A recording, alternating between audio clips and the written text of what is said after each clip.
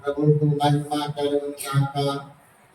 దేవుని కృపను బట్టి మనము ఈ 2024 సంవత్సరం 9వ నెల చివరి ప్రభుత్వంలోనికి వచ్చింటున్న దేవుని కృప మన ఎడల విస్తరిస్తూ మనము ఆరోగ్యంతో, శక్తితో, బలంతో దేవుని యొక్క సన్నిధానం రావడానికి ప్రభు మనకు చూపిన ప్రేమను బట్టి మనము దేవుని సన్నిధికి వచ్చాం. దేవుని ఆరాధించాం, దేవుపరచాం, కొనియాడాము, ఆశీర్వాదాలు పొందాం. దేవుని యొక్క సన్నిధిలో దేవుని స్వచ్ఛను మనం తెలుసుకునేదానికి అవసరమైనది సమయంలో నుంచి మనం వచ్చాం. ఈ దినం మనం ఒక వాక్యాన్ని మనం ప్రారంభించుకున్నాం. ఈ రోజు నుంచి ఒక ముఖ్యమైన దీవెనకరమైన మార్గాన్ని పరిశీలిద్దాం. విశ్వాసికి దీవెనలు పొందే మార్గంలో ఒక మార్గాన్ని మనం అనేక మార్గాలు ఉన్నాయి. అందులో ఈ దినము దేవుడు మనతో మాట్లాడుతున్నట్టు విశ్వాస సంబంధమైనటువంటి ఆ యొక్క మంచి విషయాన్ని నేర్చుకోవడానికి ప్రయత్నం. చాలా మంది దేవుని మందిరానికి వెళ్ళి మారు మనసు పొందామని చెప్పుకొని పాప క్షమాపణ కలిగిన దానికి సాదృశ్యంగా బాప్తిస్మము తీసుకొని సంఘాలకు వెళ్ళి సంఘాలలో దేవుని యొక్క దేవుని పిల్లలతో కలిసి జీవిస్తూ ఉంటున్నారని చెప్పుకుంటూ భక్తి కలిగిన వాళ్ళని చెప్పుకుంటూ దేవుని యొక్క దీనులు కొత్త లేని బలహీనమైన జీవితంలో కనిపిస్తుంది. మనము మత కార్యాలు చేయడానికి రావడం లేదు. మనం ఎవరి కోసమో చర్చించి రావడం లేదు, అవసరం లేదు. అలాంటి మనము మార్పు లేని జీవితంతోనే దేవుని దగ్గరికి వెళ్ళాలని బలవంతంగా దేవుని ఉపయోగించుకోవాలనుకోవడం. అదే మనుషులనే బలవంతం చేయకుంటాయి, దేవుణ్ణి కూడా బలవంతం చేసేది ఆ స్థితికి అంతమంది యేసు ప్రభు అని చెప్పారు. పరలోక రాజ్యము బలాత్కారుల చేతిలో చిక్కుతుంది. బలాత్కారులు దేవుని వాక్యాన్ని అస్సలు లెక్క పెట్టుకోరు. దేవుని సేవకులు చెబుతున్నట్టు దైవ సంగతులను గౌరవించుకోరు. వాటిని చెబుతా తెలుసుకొని మనసులో పెట్టుకొని అలా మసులుకోరన్నమాట. వాళ్ళకి ఇష్టం వచ్చినట్టుగా జీవిస్తూ ఉంటారు. దేవుని మందిరాన్ని నేర్చుకుంటారు. మారు మనసు జీవితం ఉండదు, దైవికమైన జీవితం ఉండదు. దేవుని ఆజ్ఞలకు లోబడి బ్రతకవలసినట్టు ఆ అవసరత ఉన్నట్టుగా గుర్తించరు. వాళ్ళు దేవుని మందిరానికి వెళ్ళడమే దేవునికి ఒక మహాదృష్టంలాగా భావిస్తారు. దేవునికి అదృష్టం మందులు వచ్చినట్టుగా వాళ్ళు భావిస్తారు. మన వల్ల దేవునికి పేరు కలుగుతుంది అన్నట్టుగా జీవిస్తుంటారు. అయితే అటు వారందరూ కూడా దైవ దీవెనలకు అవసరమైన ఒక ప్రత్యేకమైన మార్గాన్ని పరిశీలించారు. దేవుడు సీనాయి కొండ మీద ఇశ్రాయేలీయులతో ఓ ప్రత్యేకమైన ఆజ్ఞనిచ్చాడు. ఆజ్ఞ ఆర్డర్ అంటారు, అడుక్కోవడం కాదు, ఆజ్ఞ. ఈ ఆజ్ఞను మనం ఏం చేయాలి? అనుసరించాలి అని తెలియపరుస్తుంటారు. కాబట్టి దేవుని ఆజ్ఞను అనుసరించాలి. నేను అనుసరించాలి, నువ్వు అనుసరించాలి, నా కుటుంబీకులు అనుసరించాలి. నువ్వు, నీ భార్య, నీ బిడ్డలు, నీ పెద్దలు ఎవరున్నా ఇంట్లో దేవుని నమ్ముకున్న వ్యక్తులు, బాప్తిసం తీసుకున్న వాళ్ళు, సంఘం కావాలనుకున్న వాళ్ళు, దేవుడు కావాలనుకున్న ప్రతి ఒక్కరు దేవుని ఆజ్ఞకు లోబడి లొంగి దేవునిలో జీవించిన ఆశీర్వాదకరమే. ఎన్నాళ్ళతో దేవుని వాక్యాన్ని మన ఇష్ట ప్రకారం జీవిస్తున్నా మనకు వచ్చేది ఏం లేదు. ఆలస్యం అమృతం విషం. ఆలస్యం చేసే కొద్ది నీకు కావలసింది ఆశీర్వాదం వేస్ట్. కొంతమంది దేవుడు కావాలి కానీ దేవుల్లో జీవించడం వద్దు. దేవుడు కావాలి, దేవుల్లో జీవించడం వద్దు. కొంతమంది ఆదివారం దేవుని మందిరానికి వెళ్ళాలి అన్న భయం కూడా లేదు. భయం లేదు, భయం మనసులో భయం ఉండాలి.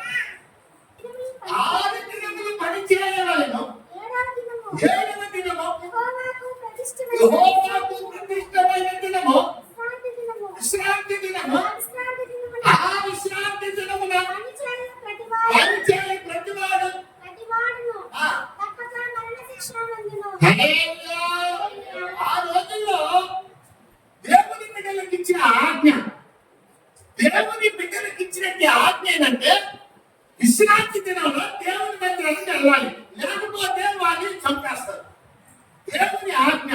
ఇప్పుడు మనకు ఏమిలే అలాగా, అలా ఆజ్ఞలు ఉండగలిగితే మన భక్తులు కూడా అక్కడ మిగిలి ఉండేవాడు. క్రీస్తు యొక్క కృపను బట్టి, యేసయ్య యొక్క ఆ త్యాగాన్ని బట్టి మనలో ఆ ఆజ్ఞ కింద నుంచి బయటికి తీసుకొని వచ్చి ప్రేమపూర్వకంగా ఏమనంటే ఆదివారం దీపం, ఆదివారం ఆశీర్వాదం, ఆదివారం అర్పణములు అర్పించేది, ఆదివారం ఆరాధన, ఆశీర్వాదం పొందేది. నువ్వు ఎంత మంచిగా వాడుకుంటావో వాడుకో, లేదంటే నీకే వదిలేసి.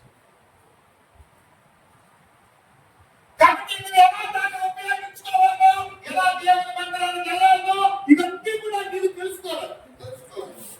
నీకు నీవే నీకు ఇష్టం వచ్చినట్టుగా నడుచుకోవాలనుకుంటే దేవుని పరిశుద్ధ గ్రంథంలో ఉన్న సంగతులను నువ్వు నిర్లక్ష్యం చేస్తావు.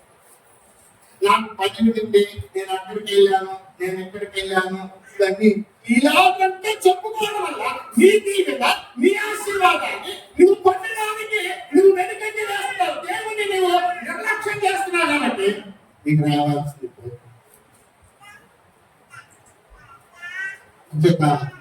దేవుని ఆజ్ఞను తప్పకుండా గౌరవించడం ప్రభు బిడ్డల యొక్క బాధ్యత. దీవెనలకు మార్గం దశమ భాగం. గుర్తుపెట్టుకోండి, దీవెనలకు మార్గం దశమ భాగం. ప్రతి మనిషి, దేవుని బిడ్డగా జీవిస్తున్న ప్రతి వ్యక్తి, దేవునిలో జీవించాలని అనుకున్న ప్రతి వ్యక్తి, నా సృష్టికర్త, నా రక్షకుడు, నా పోషకుడు, నా యొక్క నాయకుడు, నా కాపరి, నా యాజకుడు, నా యొక్క దేవుడు అని చెప్పబడింది. దేవుని యందు నమ్మకమైన ప్రతి వారు ఆయన చెప్పిన ఆజ్ఞకు శిరసాలి. గ్రంథంలో సీనాయి కొండ మీద దేవుడు ఇశ్రాయేలీయులకు ఇచ్చినటువంటి ఆ ప్రాథమికమైన కనీసమైన అర్పణ దశమ భాగం. ఏమి అర్పణ?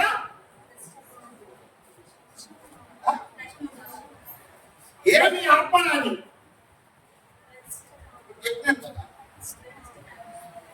కనీసమైన అర్పణ. కనీసమైన అర్పణ, గొప్ప అర్పణ కాదని, గొప్ప అర్పణ కాదు, కనీసమైన అర్పణ. కనీసం ఆ అర్పణనైనా చెల్లించే వ్యక్తి కాదు. అది గొప్ప కానుక కాదని,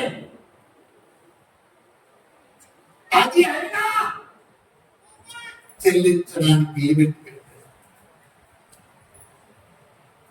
ప్రతి వారు దేవుని బిడ్డలుగా జీవించాలని అనుకునే వాళ్ళు, రక్షణ పొందుకున్నాము అనుకునే వాళ్ళు, వాళ్ళు దేవుని సన్నిధిలో వచ్చినప్పుడంతా కనీసమైన అర్పణ అనబడేది 10వ వంతు దశమ భాగమును దేవునికి చెల్లించాలి అని ఒక కట్టడ పెట్టారట.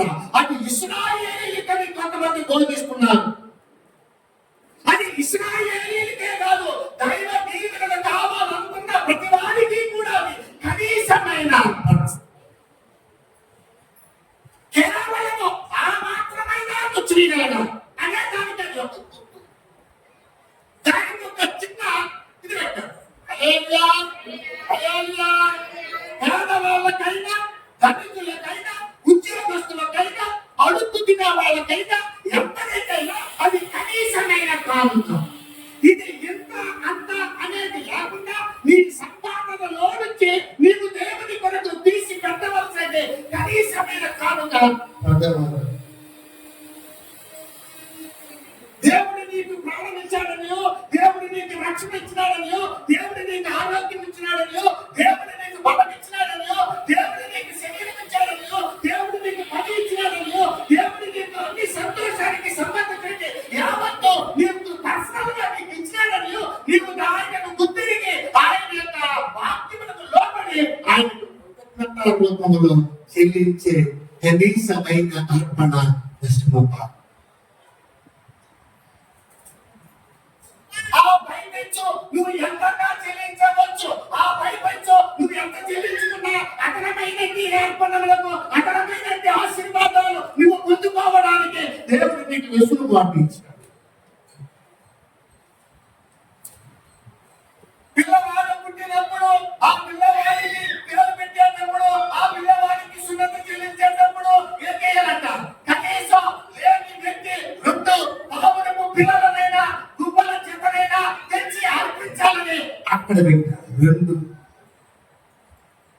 కనీసమైన అర్పణములో ఉన్నాయి. పేద సాదా ధనిక మానవిక భేద అనేది తారతమ్యం లేకుండా నీ కష్టార్జితములో నుంచి నీకు ఎంత దేవుడు ఇచ్చాడో, నీకు దేవుడు ఏ విధమైన అవకాశం ఇచ్చాడో ఆ అవకాశాల్లో నుంచి 10వ వంతు లేదు. ఒక నెలకు మేము 1000 రూపాయలు సంపాదిస్తే ఆ 1000 రూపాయలు 900 రూపాయలు ఖర్చు పెట్టుకొని 100 రూపాయల దేవునికి కనీసమైన అర్పణలు చెల్లించాలి. ఇది ఇశ్రాయేలీయులకు ఇచ్చినట్టు ఆజ్ఞ. ఆ ఆజ్ఞ తర్వాతే మీరు ఏమైనా చేసుకోవాలి. మొదటిగా ఈ దశమ భాగమును తీసి అక్కడ ఇచ్చి ఆ తర్వాత ఉంటున్నట్టు ఆ 90% నువ్వు వాడుతూ నువ్వు దేవునికి ఇచ్చే విషయంలో ఉన్న కనీసమైనటువంటి అర్పణలు ఇవ్వడానికి నీ మనసు ఒప్పుకోలేదంటే నువ్వు దేవుడిని ఒప్పుకోలేదని అర్థం. నీవు దేవుడిని మదిలో పెట్టుకోలేదని అర్థం. దేవుని యొక్క సహాయం లేకుండానే నేను బ్రతకవచ్చు అనే ఒక తీర్మానాన్ని నువ్వు వెంటనే పరుస్తున్నావన్న దానికి అర్థం. నీకు నీ అవసరాలు ఉన్నాయని నీ ఇష్టం వచ్చేట్టుగా దేవుడిచ్చేది ఆ ఆశీర్వాదంతో, ఆలోచనతో, బలముతో, శక్తితో, ఆ పనితో నీకు ఇష్టం వచ్చేట్టుగా ఖర్చు పెట్టుకుని దేవునికి చెల్లించవలసింది కనీసమైన అర్పణలు కూడా చెల్లించలేని వాళ్ళు పౌరుల మంది క్రైస్తవులు. నువ్వు ఆరాధించావు కదా, ఆరాధించినప్పుడు ఆత్మ ఇంటికి ఎందుకు రాలేదు? వస్తుందని నీకు గ్యారెంటీ. దేవుని ఆత్మ ఇంటికి వస్తుంది. దేవునికి చెల్లిస్తామని చెప్పుకున్నా అననీయ సత్యనాలు దేవుని ఆత్మను మోసం చేసి దేవుని సొత్తులో దొంగిలించి దేవునికి విరుద్ధమైన పని చేసినందువలన వారిని శాశ్వతముగా ఈ లోకములో నుంచి సంఘములో నుంచి దేవుడు బయటికి నెట్టివేయడం జరిగింది. దేవుడు వాళ్ళని ఏం చేశాడంటే ఆ యొక్క సమూహంలో నుంచి నెట్టివేసి ఆశీర్వాదాల సమూహంలో నుంచి పక్కకు నెట్టేసి ఇవన్నీ కూడా మనం జ్ఞాపకం చేసుకోవాల్సిన ప్రభు చెప్పాడు. కనీసమైన ఈ అర్పణ దీవెనలకు కొంతమంది బోధకులు కొంతమంది దైవజనులు చెబుతున్నారు అది పాతని పక్కన గ్రంథములో ఉంది కానీ కొత్త నిబంధన గ్రంథములో లేదు, యేసు ప్రభువారు మనకు చూపించలేదు అని తెలియపరుస్తున్నారు. లేదు, యేసు ప్రభువులో చెప్పారు. సత్యస్వార్త 23వ అధ్యాయము చూడండి, 23, 24 వచనాలు చదువుతున్నారు. దేశదారులైన శాస్త్రులారా, పరిచయులారా, మీరు పుదీనాలోను, సోపులోను, జీలకర్రలోను 10వ వంతు చెల్లించి ధర్మశాస్త్రంలో ప్రధానమైన ఆ విషయములను అనగా న్యాయమును, కనికరమును, విశ్వాసమును విడిచిపెట్టితివి. వాటిని మానక వీటిని చేయవలసి ఉన్నది. ఇప్పుడు వాళ్ళని 10వ వంతు చెల్లించమన్నారా వద్దన్నారా? అది పాత నిబంధన గ్రంథం కదా. నేను ఇప్పుడు వచ్చాను, నేను ఇప్పుడు కొత్తగా చెప్తున్నాను, మీరు దశమ భాగం ఇవ్వద్దు అని ప్రభు చెప్పినట్టుగా అక్కడ లేదు. వాటిని మానక అన్నాడు. అంటే వాటిని చెయ్యమని చెప్పాడు. ఈ మాట ఎందుకంటే ఆయన 16వ అధ్యాయం 5వ అధ్యాయం మత్తయి సువార్త 17వ వచనంలో ఓ మాట చెప్తాడు. ఏమంటాడు? 5:17 వచనంలో నేను కొట్టివేయ వచ్చిందని మీరు తలంచవద్దు. హల్లెలూయా, హల్లెలూయా. ఆయన తోసి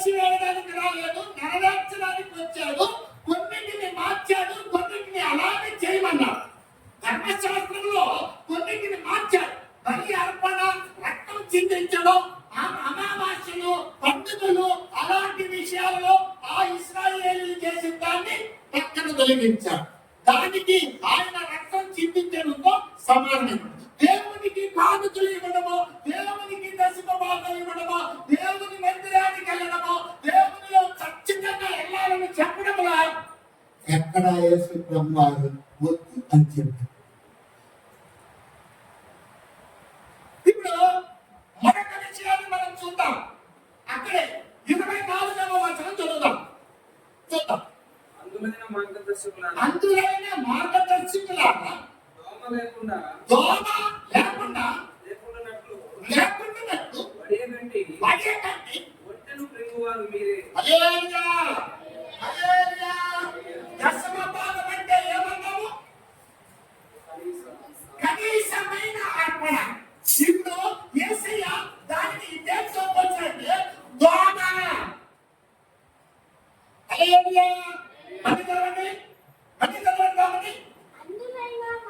మార్గదర్శకులారా దోమ లేకుండానట్లు వడిగట్టి ఒంటెను. హల్లెలూయా. దశమ భాగాలు ఇచ్చి అంటే దోమను వడిగట్టి ఒంటెను పెట్టిస్తున్నారంటే ఇంకా విశ్వాసాన్ని, న్యాయాన్ని, మరి కనికరమును మీరు విడిచిపెట్టింది. అది ఒంటె. ఇదేంట అంటే కనీసమైన అర్పణ. హల్లెలూయా. హల్లెలూయా. పరిశుద్ధాత్మ ఉన్నాడు. ఎందుకు ఆ పదాన్ని యేసయ్య వాడారో మీకు అర్థమవుతుంది. మీరు దశమ భాగాలు ఇస్తున్నారు కానీ అది దోమలాంటి కానీ మీరు వడిగట్టి దోమలా కూడా అంటే దశమ భాగాలు ఇవ్వడము, ఉపవాస ప్రార్థన చేయడము అనేది కరెక్ట్ గా చేస్తున్నారు కానీ ప్రేమ, విశ్వాసము, కనికరము, న్యాయము ఇట్లాంటి విషయాలు మీరు ఏం చేస్తున్నారు? మీరు చేస్తున్నారు. వాటిని మానక వీటిని కూడా చేయాలి. దాన్ని మానవాకండి. అది కనీసమైన అర్పణ. దేవుని దగ్గరికి వెళ్ళేటప్పుడు కనీసమైన అర్పణను తీసుకొని వెళ్ళి ఆడతారు. అంటే అన్ని దగ్గరికి వెళ్తాం. ఏమీ లేదు, 10 రూపాయలు చక్కెర కూడా తీసుకొని వ్యక్తి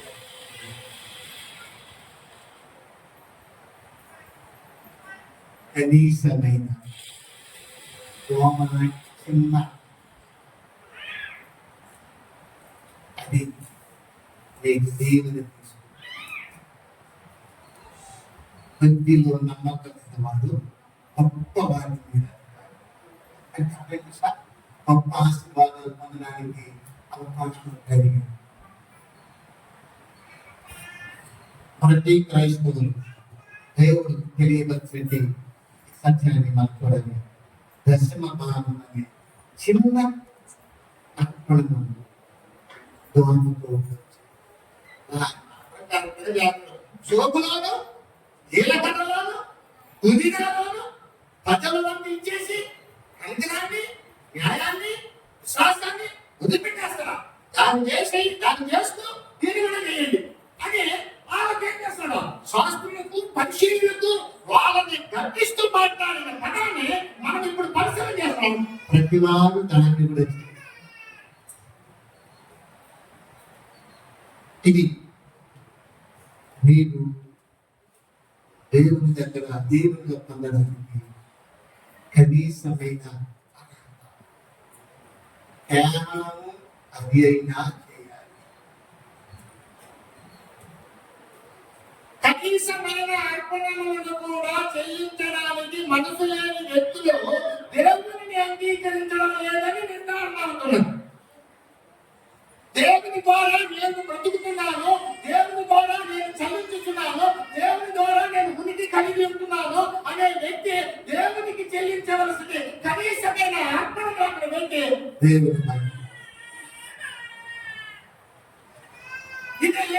ఈ దశమ భాగము ధర్మశాస్త్రం వచ్చినప్పుడు వచ్చింది కాదు. ఇది ఇంకొక విషయం గుర్తుపెట్టుకోవాలి. ఇది ఇశ్రాయేలీయులకి ధర్మశాస్త్రంలో ఉంది అని అనుకోవడానికి లేదు.